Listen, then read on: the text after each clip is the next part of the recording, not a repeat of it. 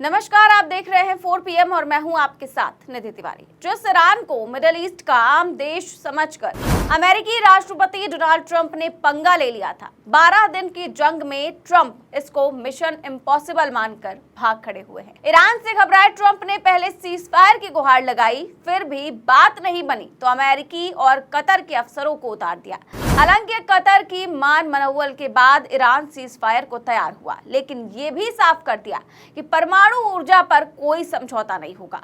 ऐसे में बड़ा सवाल ये खड़ा हुआ है कि क्यों ट्रंप ईरान को मिशन इम्पॉसिबल समझकर बीच में भाग खड़े हुए हैं। सीज फायर की असली कहानी क्या है, आगे की जंग में ट्रंप को कौन सा बड़ा नुकसान होने वाला है, ये सब कुछ हम आपको अपनी इस रिपोर्ट में बताने वाले हैं। साथ ही इस पर चर्चा करेंगे कि सीज फायर की इनसाइड स्टोरी क्या है और फिर कैसे एक बार फिर सीज फायर के बयान से ट्रंप पलट गए हैं। तो बात शुरू करें इससे पहले एक बिग ब्रेकिंग आई है। बिग ब्रेकिंग ये है कि सीज फायर पर एक बार फिर से ट्रंप का बयान सामने आया है। ऐसे में सवाल ये खड़ा हो गया है कि क्या सच में सीज फायर हुआ है या फिर नहीं। दरअसल ट्रंप ने अपने सोशल मीडिया पर लिखा है कि इजराइल उन बमों को मत गिराओ, अगर तुमने ऐसा किया तो ये सीज फायर का बड़ा उल्लंघन होगा, अपने पायलटों को तुरंत वापस बुला लो। वहीं दूसरी ओर ट्रंप ने कहा कि इजराइल और ईरान दोनों ने सीज फायर का उल्लंघन किया है। ट्रंप ने नाटो शिखर सम्मेलन के लिए रवाना होने से पहले पत्रकारों से बात करते हुए कहा कि वो दोनों देशों से खुश नहीं है, खासकर इजराइल से, जिसने समझौते पर सहमति जताने के तुरंत बाद ही सीज फायर तोड़ दिया। ट्रंप ने कहा कि जब मैं कहता हूं कि आपके पास 12 घंटे हैं तो इसका मतलब आप पहले घंटे में ही बाहर निकलकर अपने पास बचा सब कुछ झोंक दीजिए। दो देश इतने लंबे समय से इतनी मुश्किल लड़ाई लड़ रहे हैं कि उन्हें पता ही नहीं है कि वो कर क्या रहे हैं। अब ट्रंप के इन बयानों से तो समझ ही नहीं आ रहा है कि सीज फायर हुआ भी है या फिर नहीं, लेकिन फिलहाल दोनों ओर से कोई हमला पिछले 4 घंटों में होने की खबर तो नहीं आई। ऐसे में असमंजस की स्थिति बनी हुई है कि आगे क्या होगा, जंग या फिर सीज फायर। आपको बता दें कि इजराइल ने ट्रंप की शह पर 13 जून को पहली बार ईरान पर हमला किया था। ईरान ने इसके बाद तगड़ी जवाबी कार्रवाई की थी। ईरान लगातार इजराइल पर हमला करता रहा और 12 दिनों तक ईरानी बैलिस्टिक मिसाइलों ने इजराइल में जमकर तबाही मचाई। और जब इजराइल बुरी तरह से हारने लगा तो नेतन्याहू के आका डोनाल्ड ट्रंप को खुद मैदान में उतरना पड़ा। अमेरिका ने ईरान के परमाणु ठिकानों पर हमला बोल दिया।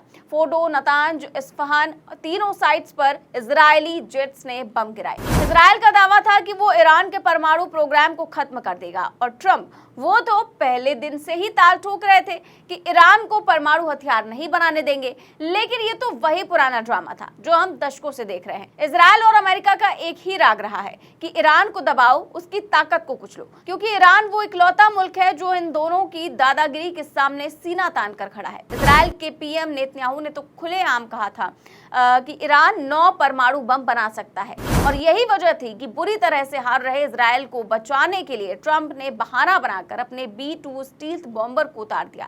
22 जून को अमेरिका ने ईरान के परमाणु ठिकानों पर बंकर बैलिस्टिक बमों से हमला किया। ट्रंप ने तब खूब नींगे हाँकी कि हमने ईरान का परमाणु प्रोग्राम तबाह कर दिया, लेकिन ये ट्रंप की सबसे बड़ी भूल थी। ईरान ने ऐसा जवाब दिया जो अमेरिका ने कभी सोचा भी नहीं होगा। 23 जून की रात ईरान ने कतर में मौजूद अमेरिकी एयरबेस पर मिसाइलें दाग दी, जो मिडिल ईस्ट में अमेरिका का सबसे बड़ा सैन्य ठिकाना है। ये कोई अंधाधुंध हमला नहीं था। ईरान ने पहले ही ट्रंप को बता दिया था कि वो हमला करने जा रहा है, फिर भी ट्रंप की रक्षा प्रणाली फेल हो गई। ईरान के विदेश मंत्रालय ने साफ कहा कि अमेरिका और इजराइल ने हमारे परमाणु ठिकानों पर हमला किया तो हमने उसी का जवाब दिया। ऐसे में ईरान ने न सिर्फ अमेरिका को चेतावनी दी बल्कि उसके सबसे बड़े एयरबेस पर हमला करके पूरी दुनिया को मैसेज दे दिया कि वो किसी से नहीं डरता। और यहीं से ट्रंप की हेकड़ी ढीली पड़नी शुरू हो गई। ईरान के इस हमले के बाद पूरी दुनिया में हलचल मच गई थी। माना जा रहा था कि पूरी दुनिया एक बड़े वर्ल्ड वॉर में घिरने जा रही है, लेकिन ईरान के हमले के बाद अचानक ट्रंप फुस हो गए। एयरबेस पर हमले के कुछ घंटों बाद ही ट्रंप ने अचानक सोशल मीडिया पर ऐलान कर दिया कि इजराइल और ईरान के बीच सीज फायर हो गया है। लेकिन कुछ ही घंटे पहले जो ट्रंप ईरान को तबाह करने की कस्में खा रहे थे, वो अचानक शांति का राग क्यों अलापने लगे। ईरान ने शुरू में सीज फायर को खारिज कर दिया, लेकिन बाद में ईरान की सुप्रीम नेशनल सिक्योरिटी काउंसिल ने सीज फायर की पुष्टि की, साथ ही एक शर्त भी रख दी कि हमारा परमाणु प्रोग्राम जारी रहेगा। लेकिन बड़ा सवाल यह है कि आखिर ट्रंप ने क्यों अपने एयरबेस पर हमले के बाद सीज फायर कराया।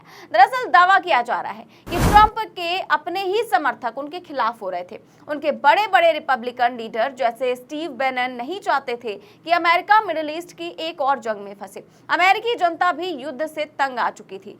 अगर ट्रंप जंग को और खींचते तो 2026 के मिड टर्म इलेक्शंस में उनकी पार्टी की हार पक्की थी। ये तो थी पहली वजह। और दूसरी वजह ये कि ईरान के हमले के बाद रूस और चीन ने साफ कर दिया कि वो इस जंग में ईरान के साथ खड़े हैं। चीन ने तो अमेरिकी हमलों को अंतर्राष्ट्रीय कानून का उल्लंघन बता दिया। अगर जंग बढ़ती तो ये दोनों देश ईरान को सैन्य मदद दे सकते थे और तब ट्रंप के लिए हालत बेकाबू हो जाते। ट्रंप के सीजफायर कराने के पीछे तीसरी सबसे बड़ी वजह यह है कि कतर एयरबेस पर हमले के बाद ईरान ने अमेरिका की कमजोरी उजागर कर दी। ट्रंप ने भले ही इसे कमजोर जवाब कहा, लेकिन सच ये था कि अमेरिका का मिसाइल डिफेंस सिस्टम पूरी तरह से फेल हो गया। अगर ईरान और हमले करता तो मिडिल ईस्ट में मौजूद 40,000 अमेरिकी सैनिकों की जान खतरे में पड़ सकती थी। ये थी तीसरी वजह। और चौथी सबसे बड़ी वजह, ईरान ने स्ट्रेट ऑफ हॉर्मुज को बंद करने की धमकी दी थी। ऐसे में साफ है कि ईरान ने न सिर्फ इजराइल को पटखनी दी बल्कि अमेरिका को भी धूल चटा दी। 12 दिन की जंग में ईरान ने दिखा दिया कि वो ना तो झुकता है ना ही डरता है। उनके मिसाइल हमलों ने तेल अवीव और यरूशलेम में दहशत मचा दी और अल उदीद पर हमला वो तो अमेरिका की नाक काटने जैसा था। लेकिन इसमें जो सबसे बड़ी बात हुई वो ये कि ईरान इजराइल जंग ने मिडिल ईस्ट का पूरा समीकरण ही बदल दिया। ईरान अब सिर्फ एक देश नहीं बल्कि एक सुपर पावर के तौर पर उभरा है। मुस्लिम देश में ईरान की छवि एक ऐसे लीडर की बन गई है जो न सिर्फ इजराइल को सबक सिखा सकता है बल्कि अमेरिका को भी आंख दिखा सकता है। इसीलिए ट्रंप के पास कोई चारा नहीं था। ईरान ने पहले ही G7 समिट में ट्रंप को चेतावनी दी थी कि अगर उनके ठिकानों पर हमला हुआ तो वो अमेरिका में स्लीपर सेल्स को एक्टिव कर देगा। न्यूयॉर्क, वॉशिंगटन और लॉस एंजलिस जैसे शहरों में सुरक्षा अलर्ट जारी हो गया था।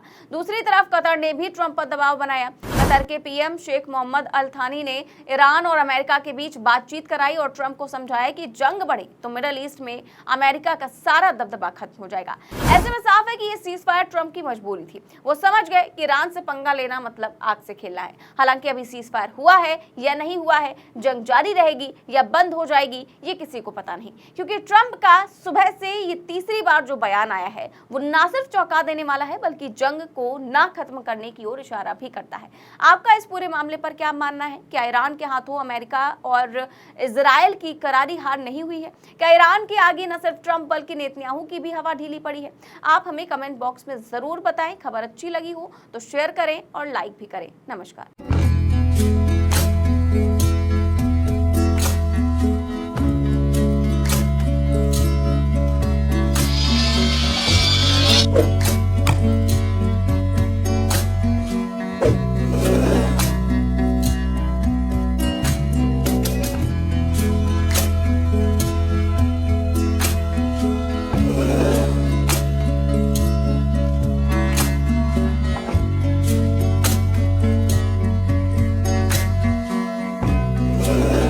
Thank you.